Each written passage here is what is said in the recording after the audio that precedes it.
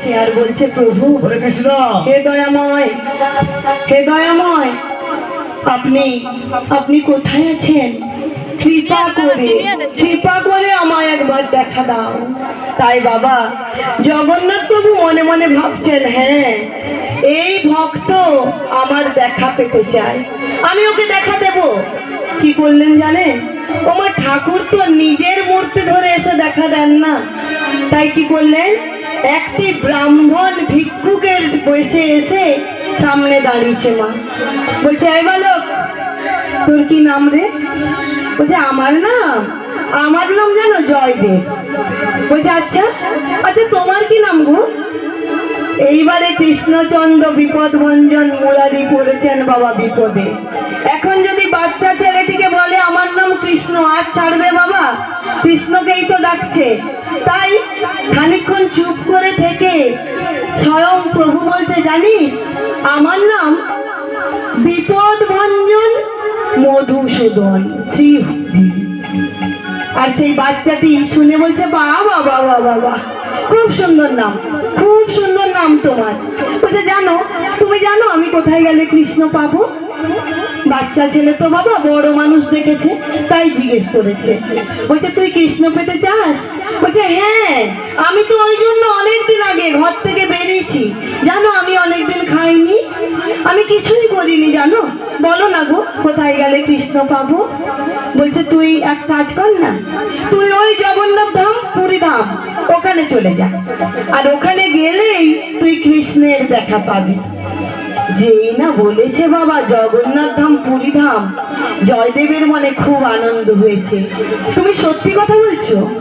আমি ওই জগন্নাথ ধাম পুরী ধামে যদি যাই সত্যি সত্যি কৃষ্ণ পাবো? বলছে, হ্যাঁ রে, ওখানেই তো কৃষ্ণ আছে, যা তুই চলে যা। আর যেই না বলেছে বাবা, অমনি জয়দেব ধুলায় লুটিয়ে পড়ে কাঁদছে। কেন কাঁদছে গো? বলছে, শোনো আমি বাচ্চা মানুষ, আমি তো জানি না কোথায় জগন্নাথ ধাম পুরী ধাম, আমি চিনিও না। ও মা, বাচ্চা কিছু জানে না, বড় মানুষ এসছে, তার কি কাজ আছে না আছে ওটাও জানে না, উনি কে তাও জানে না, হাতটি ধরেছে বাবা চেপে। বলছে, এই চলো না, তুমি আমাকে নিয়ে চলো, তুমি আমাকে নিয়ে চলো না ওই জগন্নাথ ধাম পুরী ধামে। আর যখন কান্নাকাটি শুরু করেছে, ভগবান বাবা দুটো জিনিস কারোর সহ্য করতে পারে না। কি কি গো মা? ভগবান দুটো জিনিস সহ্য করতে পারে না। মা কোনো উত্তর দিচ্ছেন, কি পারেন না মা সহ্য করতে? সাহস করে বলুন না। অহংকার আর মা চোখের জল, দুটো জিনিস।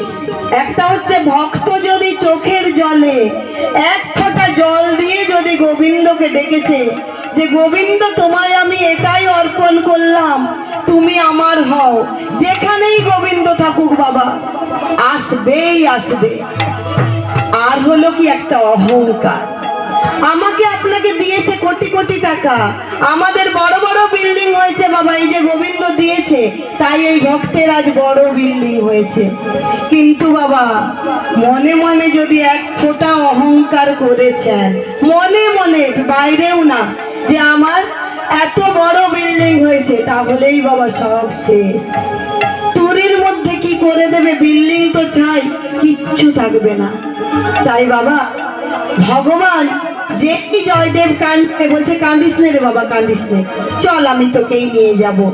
এইবারে জয়দেবকে হাতে ধরে নিয়ে যাচ্ছে বাবা কোথায়? পুরীর মন্দিরে।